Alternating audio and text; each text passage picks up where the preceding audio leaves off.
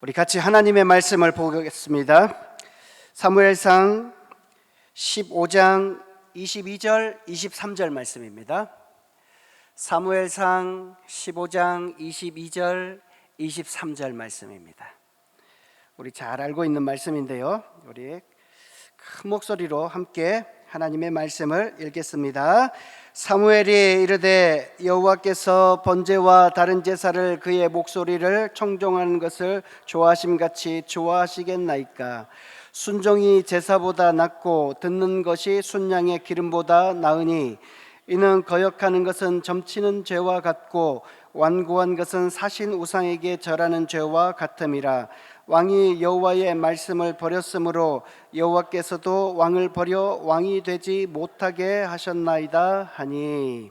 아멘. 오늘 말씀의 제목은 순종의 무게입니다. 순종의 무게. 우리 믿는 그리스도인들은 이 땅에서 살면서 최선을 다해서 사명을 쫓아서 살아가고 하나님께 영광을 돌려드립니다. 그리고 나서 이제 죽게 된다면 하나님께서 그를 심판하시고 또 예수 그리스도의 보혈의 공로로 구원해 주시고, 이런 명확한 진리 사실을 믿고 살아갑니다. 모든 성도 여러분도 그런 줄로 믿으시죠? 아멘. 그런데 조금 다르지만 고대 이집트에는 사람이 죽고 나면 이렇게 생각을 했습니다. 사람이 죽고 나면 사람의 영혼이 어디에 있는지는 잘 모르겠지만 그 영혼이 반드시 죽음의 사자 앞에 간다. 그리고 그 영혼을 이제 그 죽음의 사자는 어떻게 하냐면 제보입니다. 무엇을 제보냐면 저울추가 이렇게 착 있으면 한쪽에는 영혼을 탁 올려놓고 그 다음에 또 한쪽에는 무엇을 놓냐면 깃털을 올려놓습니다. 그래서 그 사람의 영혼이 깃털보다 무겁거나 가볍거나 이렇게 했을 때 그 사람이 살아있을 때에 어떤 삶을 살았는지 보고서 그 무게에 따라서 그 사람을 이제 심판하는 것이 달라진다는 게 있습니다. 다른 것보다는 이 말을 하고 싶어서 그렇습니다. 모든 것은 이렇게 저울질을 하게 돼 있다는 겁니다. 근데 하나님께서도 우리 인생들을 이 땅에 보내놓으시고 계속해서 신앙생활 할 때 잘하고 있는가 또는 잘못되는 건 없는가, 그 기준을 가지고서 이렇게 계속해서 한번 재보고 계시는 거예요. 그런데 하나님께서 그 많은 것들을 한번 재보고 있지만 그 중에 제일 유심히 보고 있는 것이 무엇일까 한번 생각을 해보면 오늘 설교의 제목에 나온 것처럼 순종입니다. 그 사람이 참 순종을 하는가 아니면 자기 마음대로 살아가고 있는가, 그 순종의 무게를 재보시는 거예요. 그리고 그 순종의 무게를 재봤을 때 하나님의 뜻에 부합되는 사람은 그에게 구원을 허락해 주실 뿐만 아니라 이 땅에서 뿐만 아니라 이후의 삶에서도 영원한 삶을 약속해 주시는 거죠. 이 땅에서 살 때는 하나님의 큰 은혜와 복을 받아 누리고 또 하나님의 함께 하시는 그 동행의 은혜를 받아 누리고, 거기에서 끝나는 것이 아니라 이제 죽고 나서 내 영혼은 하나님께 가서 하나님과 함께 영영이 같이 살며 우리 주님 예수님께서 재림하실 때에 내 몸도 다시 육체가 부활해서 주님과 같이 영원히 왕노릇할 것이다. 면류관을 씌워주신다 하죠. 면류관은 아무나 받는 것이 아닙니다. 면류관은 왕에게만 주어지는 것입니다. 왕에게만. 아무나 오늘 내가 면류관 좀 써보고 싶다 이래서 쓰고 다니면 그걸 인정도 안 해줄 뿐만 아니라 죽게 됩니다. 그런데 왕들은 그 면류관을 쓸 수 있는 것이에요.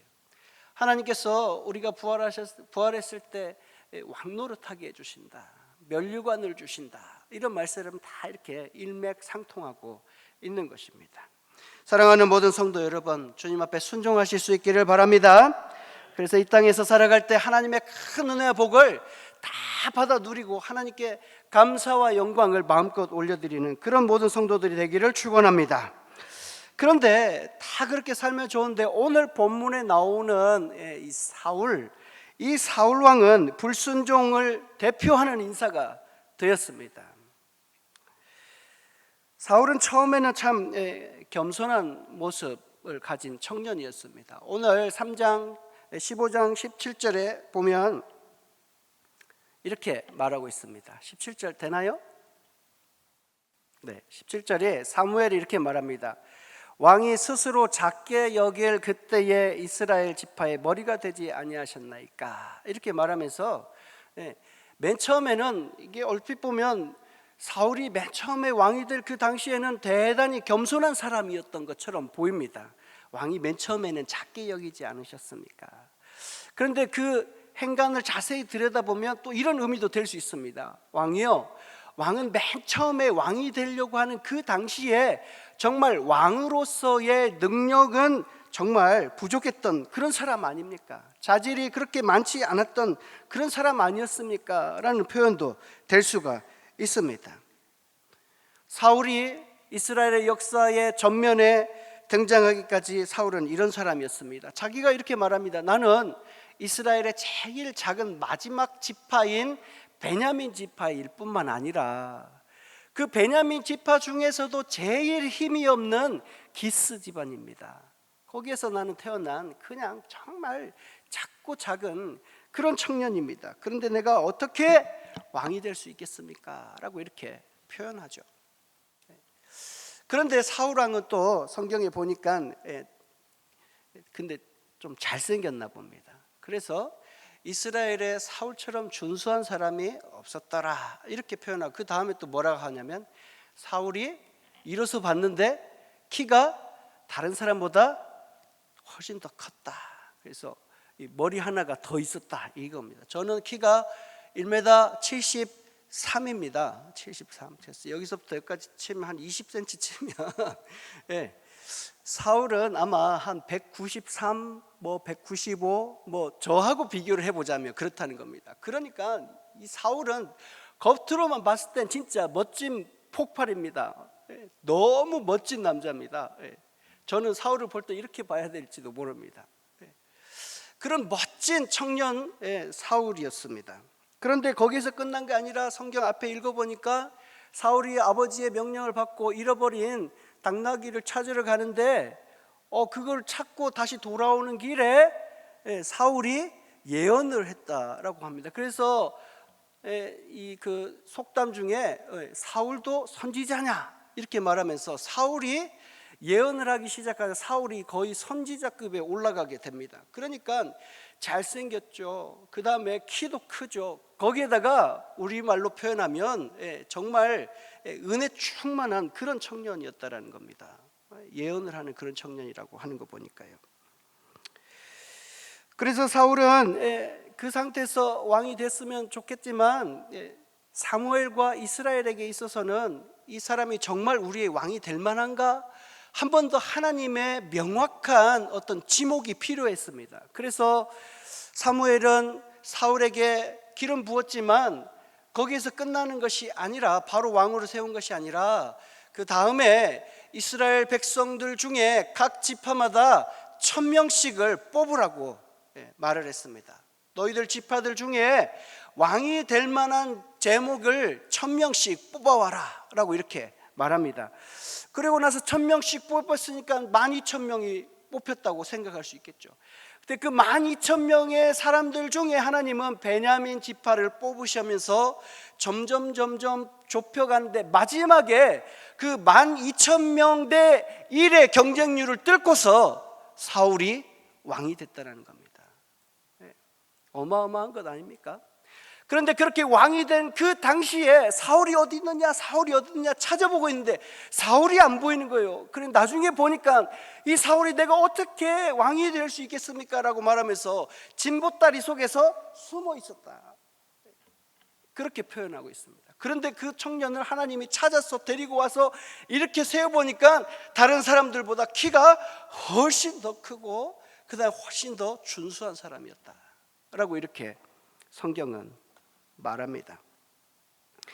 이렇게 처음에 사울은 왕으로서 출발했습니다. 그리고 제법 왕으로서의 면모를 갖춰 나가기 위해서 이제 나가서 싸우는 싸움마다 승리했습니다. 암몬 왕이 길랏 야베스를 공격하자 사울은 가만히 있지 않고 이스라엘의 12지파의 모든 군인들은 다 내게로 와라 이렇게 말했을 때 33만 명이나 되는 군인들이 와서 그 암몬과의 전쟁에서 승리했다. 그 이후에 블레셋과의 계속되는 전쟁 속에서도 승리하고 또 승리하고 계속 승리해 나간 그런 사울의 모습이었습니다. 그런데 그런 사울의 모습의 중반쯤에 오늘 이 본문이 나오고 있는 거예요. 오늘 본문에서 사울은 하나님께 불순종했다. 그러면서 사무엘에게 책망받는 그런 모습을 보게 됩니다. 사실 이 책망은 첫 번째가 아니고 두 번째 책망입니다. 사울은 블레셋과의 전쟁에서 사무엘이 늦게 오게 되자 자기가 직접 제사를 드렸습니다. 13장 13절 14절 우리 같이 한번 읽어볼까요?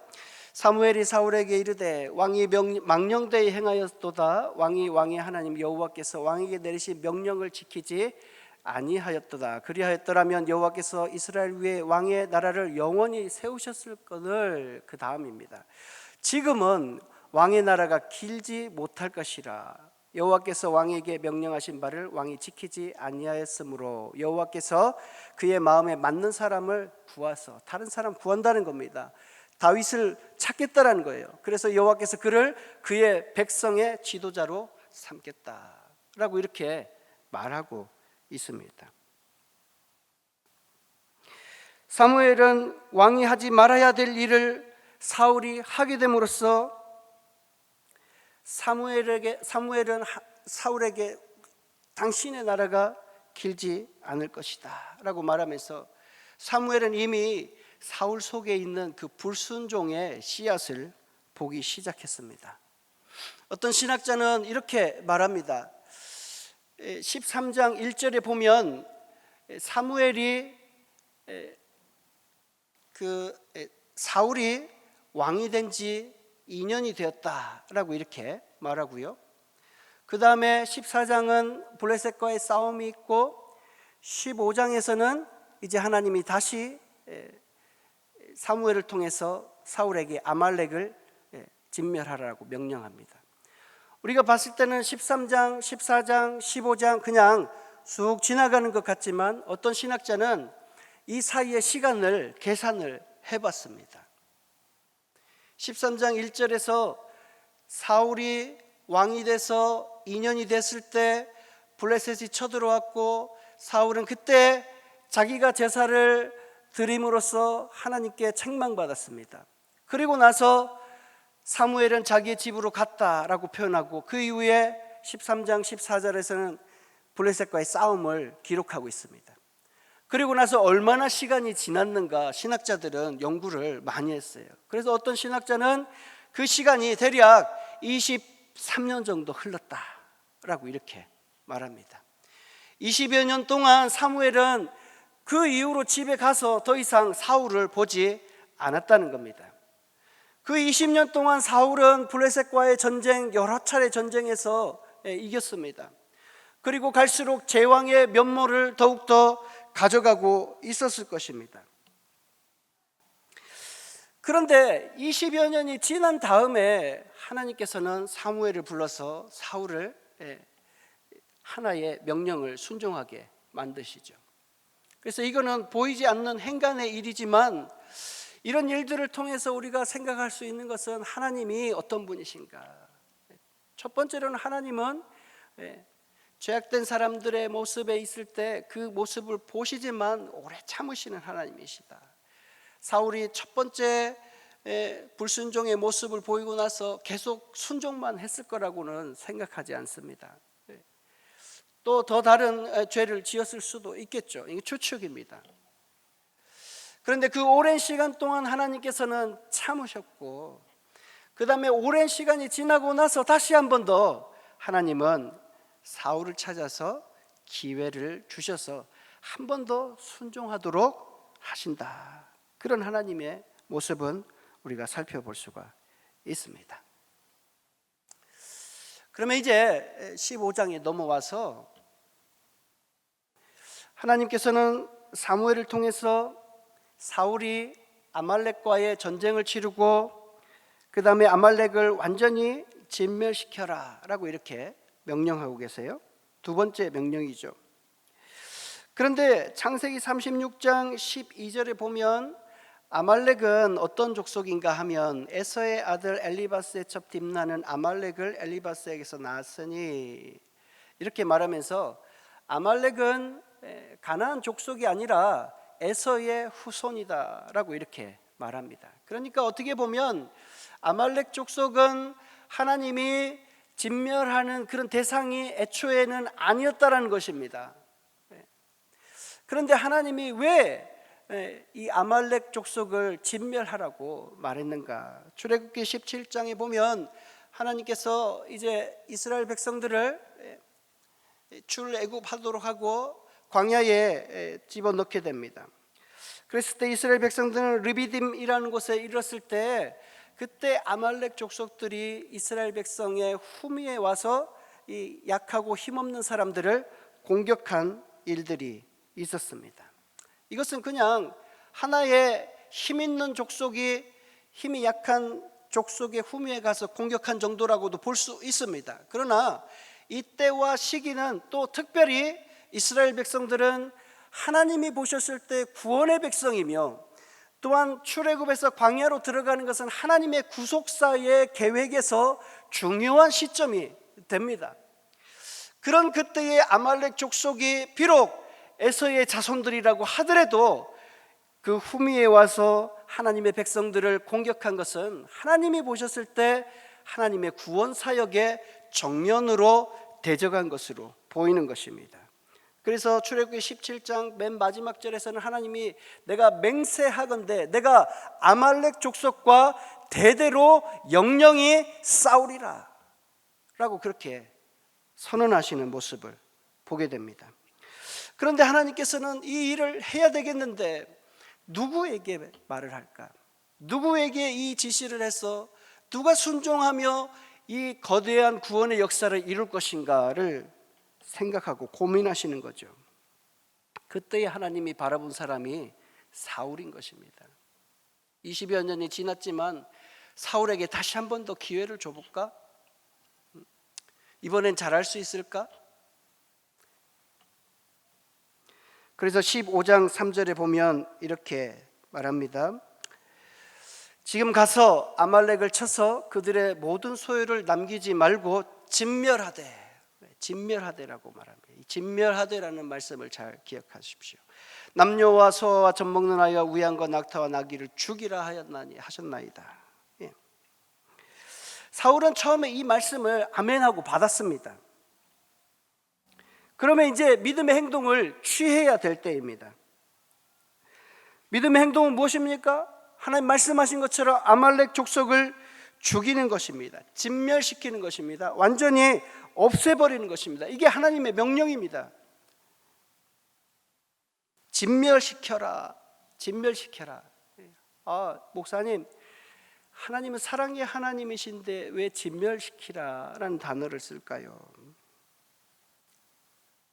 진멸시키라는 말은 구약 성경에 여러 번 등장합니다. 히브리어 원어를 보면 여기 하람이라는 단어가 쓰여 있는데요. 이거는 조금 어렵게 말하자면 히필 사역형이라는 겁니다. 이게 뭔가요? 쉽게 말하면 하나님이 특별히 강조해서 시켰다는 겁니다. 진멸하라 그냥 말한 것이 아니라 특별히 하나님이 강조를 해서 그거는 꼭 해라라고 강조해서 시켰다라는 겁니다. 그러니까 우리는 문자로 보니까 진멸하되 이렇게 했는데 하나님은 사울에게 사무엘을 통해서 말하되 이거는 꼭 해라. 반드시 모든 것을 다 없애라 라고 강조해서 강하게 말했다라는 것입니다.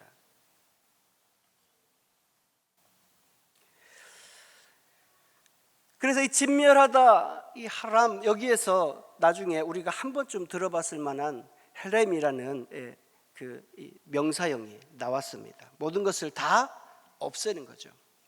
잔인한 것을 말한다라기보다는 하나님께서 무엇을 하기 위해서 지목하고 구별했으면 그것은 다른 용도로 쓰여질 수 없다라는 겁니다. 생명체, 살아있는 것이면 반드시 죽이라는 것입니다. 그리고 생명체가 아닌 것은 불태워서 없애버리라는 겁니다. 근데 불태워서 없는 것은 제사장에게 가져와서 제사장을 통해서 거룩하게 만들어라. 이런 법칙입니다. 하나님께 온전히 바쳐져야 될 것에 대해서 강조하는 거죠. 참고 성경 구절이 있습니다. 레위기 27장 28절 우리 같이 한번 읽어보겠습니다. 어떤 사람이 자기 소유 중에서 오직 여호와께 온전히 바친 모든 것은 사람이든지 가축이든지 기업에 바치든지 팔지도 못하고 무르지도 못하나니 바친 것은 다 여호와께 지극히 거룩하다. 이거 앞에 보면 어떤 성읍이 있는데 그 성읍에서 불량자가 나온 것입니다. 그래서 그 한 사람 때문에 그 성 전체가 다 거룩해지지 않을 것만 같은 거예요. 그러니까 하나님께서 그러면 가서 자세히 들여다보고 정말로 그것이 하나님 앞에 범죄하는 것이라면 오늘 28절에 말한 것처럼 그것을 완전히 깨끗하게 없애버려라. 신명기 13장 16절도 한번 보겠습니다. 시작. 또 그 속에서 빼앗아 차지한 물건을 다 거리에 모아놓고 그 성읍과 그 탈취물 전부를 불살라 내 하나님 여호와께 드릴지니 그 성읍은 영구히 폐허가 되어 다시는 건축되지 아니할 것이라. 이 성경 구절은 나중에 이렇게 이해해도 될 것 같습니다. 이스라엘 백성들이 여리고성을 완전히 진멸시키고 여리고성을 다시 재건하지 못하도록 하나님이 만드셨어요. 여리고성은 하나님이 보셨을 때 가나안 백성들 중에 첫 성이었기 때문에 첫 것은 하나님께 드려야 된다라는 그 하나님의 원칙이 적용되는 그런 성입니다. 그래서 이런 것들을 다 보았을 때 하나님이 그냥 고대 시대에는 전쟁이 일어나서 이렇게 완전히 다 죽이는 것 그렇게 희귀한 일은 아니었습니다. 그런데 오늘 하나님께서 완전히 이렇게 진멸하라고 말하는 이유는 거기에 어떤 탈취물, 자기 이익을 조금 남기라는 것이 아니라 이것은 분명히 내가 이렇게 쓰겠다, 내가 거룩하게 만들겠다라고 생각하시고 하나님께서 그 부분을 완전하게 처리하라고 말합니다. 그러면 그 명령을 받은 그 사울은 어땠을까요? 사울이 그 말을 몰랐을까요? 하나님이 그 사무엘을 통해서 말한 그 뜻을 몰랐을까요? 아니요. 사울은 그의 조상들을 통해서 이 진멸하다라는 것의 의미를 분명히 알고 있었습니다. 왜 몰랐겠습니까? 이스라엘 백성들은 계속해서 정복 사업을 했고 수많은 성을 그렇게 하나님의 명령대로 했습니다. 그리고 나서도 수많은 시간이 지나면서 많은 싸움이 있었는데 그때마다 하나님께서는 가나안 족속들에게 그런 명령을 내리셨는데 사울이 왜 몰랐겠습니까? 그런데 결국 사울은 하나님께 불순종했습니다. 사울의 불순종의 그 내용은 무엇입니까? 가치 있는 것, 자기가 봤을 때 가치 있는 것은 남겨놓는 것입니다. 소떼, 양떼, 살찐 것들 남겨놓는 것입니다. 아가광 남겨놓는 것입니다. 그리고 쓸데없는 것은 다 죽이고 없애는 것입니다. 이거는 고의적인 불순종입니다. 알면서도 하나님의 명령은 뒷전에 있는 것입니다. 자기의 이익과 자신의 명예를 더 중요하게 여기는 거죠. 아니면 하나님의 그 명령을 바꿔서 자기가 선택적으로 해석하는 겁니다. 이것은 하나님 하라니까 내가 이건 하고 또 다른 것은 이건 내가 좀 어려우니까 좀 두고 보자. 사랑하는 성도 여러분, 우리도 하나님의 말씀이 임했을 때 선택적으로 그 그 말씀을 받지는 않습니까? 불순물이나 자신의 생각이 끼어 있는 그런 순종하는 모습을 가지고 하나님께 나아가지는 않습니까? 한번 뒤돌아 봐야 되겠습니다. 저 이번 주에 이런 생각을 해봤습니다. 세상의 모든 것에는 방법과 기술이 있구나. 한 번 더 그런 것에 대해서 생각을 해봤습니다. 모든 게 다 방법이 있고 기술이 있습니다. 공부하는데도 방법이 있고 기술이 있습니다. 운동을 할 때도 방법이 있고 기술이 있습니다. 그래서 초급, 중급, 고급 이렇게 모든 것에 다 기술이 있습니다. 그래서 그 기술을 어떻게 해서든지 배우려고 하죠. 익히려고 하고요. 그런데 하나님의 말씀에 순종하는데도 방법이 있습니다. 그 방법이 무엇일까요? 방법은 근데 간단합니다. 하나님의 말씀이 내게 임했을 때 그 말씀을 그대로 듣는 것입니다. 그리고 들은 그 말씀을 듣는 것에서 그치는 것이 아니라 내 속에서 충분히 내면화시킨 이후에 그렇지, 나도 하나님의 말씀에 이제 순종할 수 있다라고 일어서서 그 말씀을 100%, 100% 가감없이 실천하는 겁니다. 왜요? 영어하니까 왜 웃겨요? 어떻습니까? 우리의 삶, 하나님께 순종하는 것은 이것저것 말하자면 많이 있을 수 있습니다. 그렇지만 간단합니다. 그 말씀이 임했을 때 받고 내 속에서 그것을 정말 하나님 해야 됩니까? 만약 힘들다면 기도하면서 혹시 이거 못하면 어떻습니까? 그래도 하나님이 명령하신 거니까 순종하겠습니다 하고 믿음의 실천을 하나씩 해나가는 것, 그게 방법입니다. 하나님은 이 일을 할 만한 인물인가 아닌가 보시는 거예요. 그래서 성경에는 그런 표현들을 뭘로 표현해놨냐면 시험하셨다.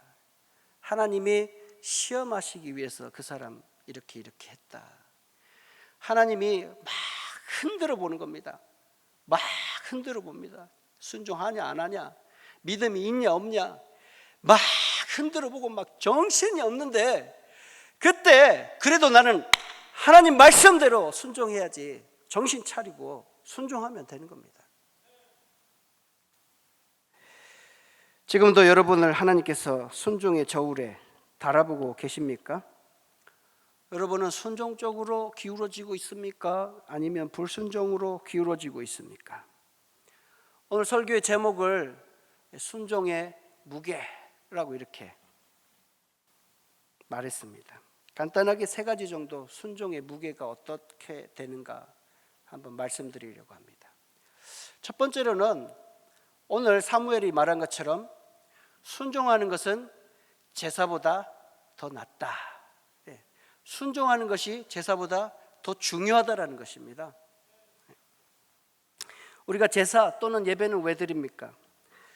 죄인인 우리가 하나님께 나아갈 수 있는 방법을 열어두신 것이 제사 아닙니까? 그리고 그 제사를 통해서 우리는 거룩해진 우리는 하나님께 영광을 드리는 거예요. 그게 제사의 방법이고 제사에 나가는 루트입니다. 그런 과정 속에는 무엇이 있습니까? 참회가 있고 회개가 있고 감사가 있고, 그리고 마지막에는 순종이 따라가게 되어 있습니다. 따라서 이 제사 또는 예배, 확장해서 말하면 예배, 이것보다 하나님의 뜻과 순종이 더 중요하다는 겁니다. 지금 제가 이렇게 말하는 것, 또는 사무엘이 이렇게 말하는 것은 사실은 이게 비교 대상이 아닌 겁니다. 비교 대상이 아니지만 말하는 이유는 그래도 비교하고 있네요. 비교하고 있지만 그래도 무엇이 더 중요한가를 강조하려고 하는 말이라는 거 아시겠죠? 그래서 사무엘은 하나님의 음성을 듣는 것이 더 소중하다. 칼빈은 이렇게 말했습니다. 제사는 첨가물이다. 예배는 항상 순종으로 시작하고 제사의 힘과 그 가치는 하나님의 교훈에 순종하는 것만큼 훌륭하지 못하다. 우리 예수님께서도 마가복음 12장 33절에 이렇게 말씀합니다. 마음을 다하고 지혜를 다하고 힘을 다하여 하나님을 사랑하는 것과 또 이웃을 자기 자신과 같이 사랑하는 것이 전체로 드리는 모든 번제물과 기타 제물보다 나으니라 라고 이렇게 말씀하시죠. 저는 이렇게 말씀드리고 싶습니다. 하나님께 예배를 잘 드리고 제사를 잘 드리는 참된 예배자는 반드시 순종하게 돼 있다는 겁니다.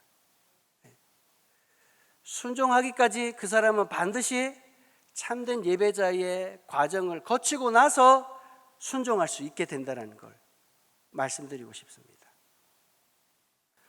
그런 의미에서 오늘 사무엘은 하나님께 순종하는 것이 때로는 형식적으로 드리려는 제사보다 자기 이익을 쫓아서 드리는 예배보다 더 중요하다는 것입니다. 그래서 오늘 여기 성도들 중에 앉아있는 분들 중에 이 말씀을 들으시고 하나님께 순종하지 못한 것에 대해서 마음에 찔림이 있는 분이 계시다면 회개하면서 나아가셔야 됩니다. 그리고 나서 그 회개를 통해서 다시 한 번 더 진정한 예배를 하나님께 드리셔야 된다는 거예요. 그 자가 바로 하나님께 순종하는 자가 되는 겁니다. 두 번째, 불순종은 이제 불순종하는 것은 우상숭배다라고 이렇게 동일선상에서 말씀드리고 싶습니다. 23절에 보면 거역하는 것은 점치는 죄와 같고 완고한 것은 사신 우상에게 절하는 죄와 같다라고 말합니다. 점치는 것, 완고한 것, 이게 죄라는 겁니다. 점치는 것, 마음이 완고한 것, 또는 다른 표현으로 말하자면 너무 고집이 센 것, 또는 다른 표현으로 말하자면 내 생각과 내 방법으로만 무엇인가를 하려고 한다는 것, 이거 말하는 겁니다. 하나님의 말씀은 딴전에 있다는 거죠. 이것들은 의도적인 행동입니다. 의도적이죠.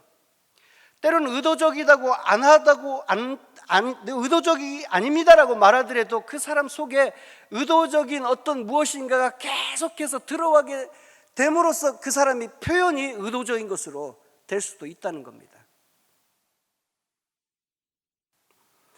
그래서 오늘 점치러 가는 것, 이것은 당연히 하나님께서 죽이라라고 말하는 것입니다. 그 다음에 사신 우상, 죽은 우상이라는 거죠. 사신, 여기 이 사신을 히브리어에는 뭐라고 말하고 있냐면 드라빔이라고 말합니다. 드라빔 하면 성경 많이 읽어보신 분들은 뭔지 아시죠? 아시죠? 라헬이 도망갈 때 자기의 낙타 안장에다가 집어넣는 거죠. 가정의 우상입니다. 집집마다 하나씩 가지고 있는 우상이에요. 그래서 무슨 일이 생기면 그 우상한테 말하는 거죠. 어떻게 보면 우리 한국식으로 말하면 신주단지 같은 것 있죠. 그런 걸 수도 있습니다. 그런데 완고한 것, 자기 마음대로 하려고 하는 것, 곧 불순종하는 것, 이런 것들은 우상숭배다, 죄다라고 말한다는 거예요. 우리가 신앙생활을 10년이고 20년을 했을 때 하나님이 제일 싫어하는 게 있는데 그게 뭔지 아시죠? 뭡니까? 우상숭배하는 것입니다. 우리 신앙생활에서 가장 독한 것, 독소 항목 중에 하나는 우상숭배 아닙니까? 시시때때로 우상숭배에 대해서 말하지 않습니까? 그런데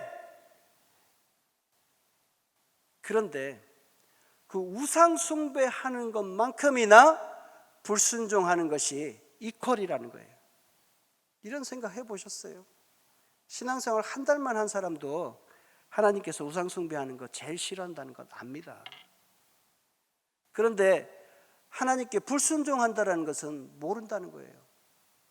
10년이고 20년 신앙생활을 해도 하나님께 불순종 100% 완전하게 순종하겠다라는 그런 마음 가지고 계신 성도들이 드물다라는 것입니다.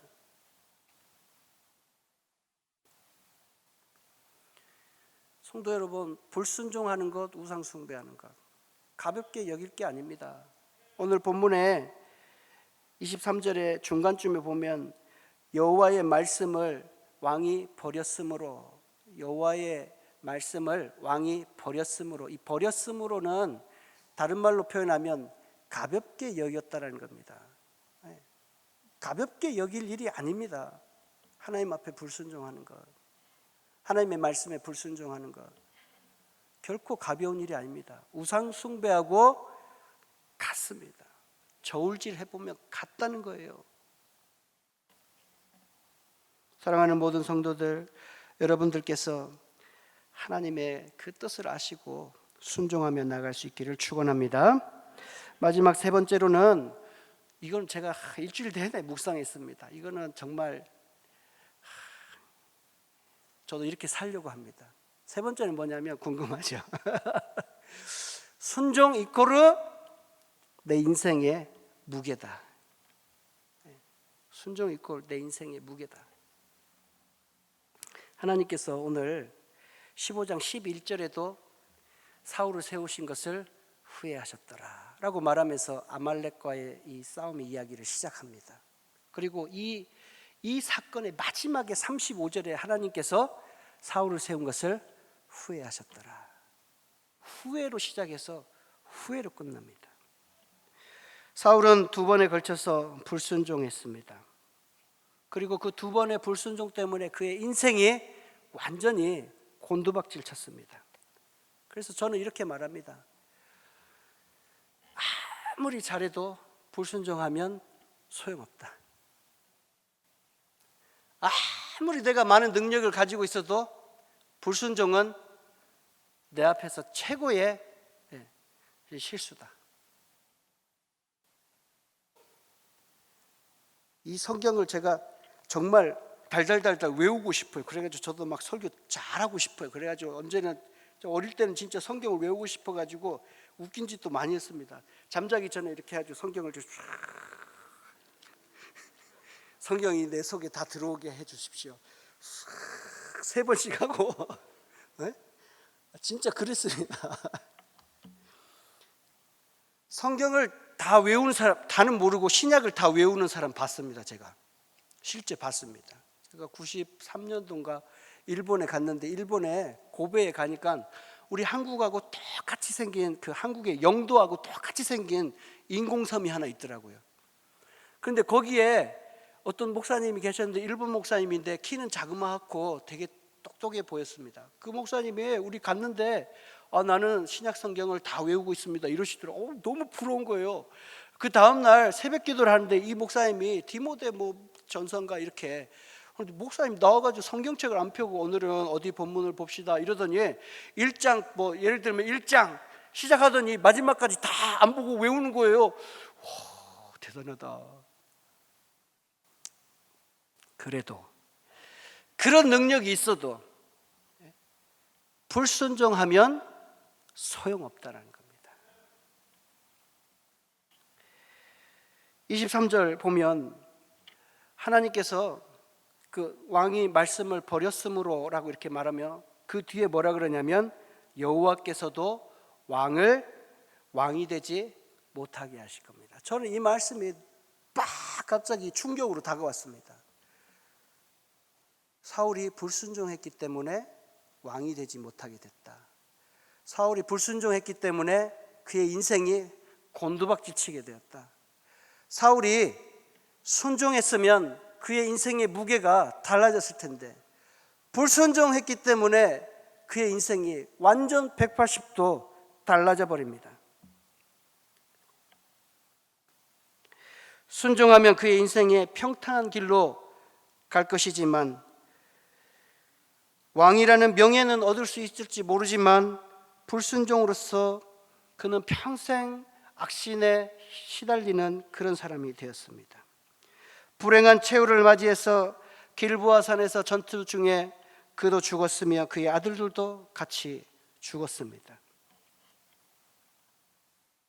그런데요,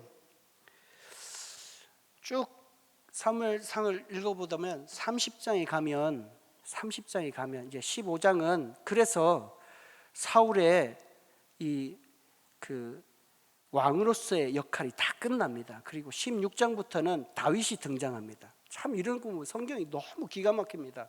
하나님이 35절에 후회하셨더라 라고 딱 끝내고 나서 그 다음도 뒤도 안 보고 그 다음에 다윗이 등장하기 시작하면서 다윗이 하나님의 역사의 전면에 나오기 시작하고요. 다윗은 사무엘상 30장에 가면 다윗이 아말렉 사람들을 진멸하게 됩니다. 근데 다윗이 아말렉 사람들을 진멸할 때 다윗이 뭐 평안한 중에 있었던 것도 아닙니다. 군대가 많은 것도 아닙니다. 다윗은 그때 블레셋 사람들의 눈치 보면서 살아야 될 때였습니다. 사울의 여전한 쫓김 속에서 궁핍하게 살아가야 될 때였습니다. 그런데 다윗이 제사장에게 내가 아말렉에 가서 싸워야 됩니까 말아야 됩니까 물어보고 하나님이 가라 한다라고 그 말 한마디 때문에 순종하면서 가서 아말렉 사람들을 마지막에 진멸시키는 그런 모습을 보게 됩니다. 사랑하는 성도 여러분, 우리의 순종에 우리의 인생에 무게가 달려 있습니다. 나의 영적인 상태가 어떤가라고 한번 물어보십시오. 그러면 내 마음속에 순종의 마음이 있는가, 그게 척도가 될 것입니다. 갈수록 세상이 흉흉하고 혼란스러워지는데 우리는 참 판단하기 어려울 때를 맞이하게 됩니다. 그때마다 기준이 무엇입니까? 그 기준은 바로 하나님의 말씀입니다. 하나님의 말씀은 캐논이고 그 캐논은 잣대를 얘기하는 겁니다. 제가 한 뼘을 재면 22.5cm입니다. 여기서 여기까지가 몇 cm가 될까요? 모릅니다. 정확히. 그러면 무엇을 대야 됩니까? 잣대를 대야 됩니다. 기준을 대야 된다는 거예요. 이런 시대에 하나님의 말씀인 하나님의 기준인 이 말씀을 읽고 묵상하다가 하나님이 내게 주신 그 말씀이 있다면, 내게 임하는 그 말씀이 있다면 우리는 그 말씀에 순종해야 될 줄로 믿습니다. 어떤 한 청년이 힘도 없고 유약했습니다. 그래서 하나님, 저는 저 인생 어떻게 될지 참 모르겠습니다. 어찌할까요? 그런데 이제 예화니까 이건 들으세요. 하나님께서 너는 오늘부터 네 집 앞에 있는 그 돌 큰 거 그거 집에 들어올 때마다 열심히 한번 밀어봐라, 이렇게 하나님이 얘기하셨대요. 그래서 이 청년이 알겠습니다, 뭐 그거 어렵습니까? 그러면서 집에 들어올 때마다 막 열심히 한 1년간 밀었다고 쳐봐요. 그럼 1년간 열심히 밀었는데 돌이 움직였을까요? 안 움직였을까요? 돌이 안 움직였어요. 1년을 밀어도 그 돌은 가만히 있었습니다. 그런데 어느 날 청년이 집에 와서 거울을 한번 봤는데 이게 웬일입니까? 자신의 변화된 모습을 봤습니다. 그렇게 죽으라고 밀어도 돌은 옆으로 1cm도 안 갔는데 자기의 몸은 굉장히 튼튼해져 있고 자기는 얼굴 이 청년다운 이 활기발랄한 모습으로 바뀌어 있었다. 이렇게 말하는 그런 예화를 제가 한번 봤습니다. 하나님께 순종할 수 있기를 축원합니다. 저도 순종하겠습니다. 특별히 제가 여러분들에게 말씀드린 하나님께 순종하는 것이 내 인생의 무게다라는 제가 한 그 설교의 말씀대로 그렇게 하나님께 순종하겠습니다. 우리 모든 성도 여러분들께서 하나님의 그 순종의 은혜를 받아 누릴 수 있기를 주님의 이름으로 축원합니다.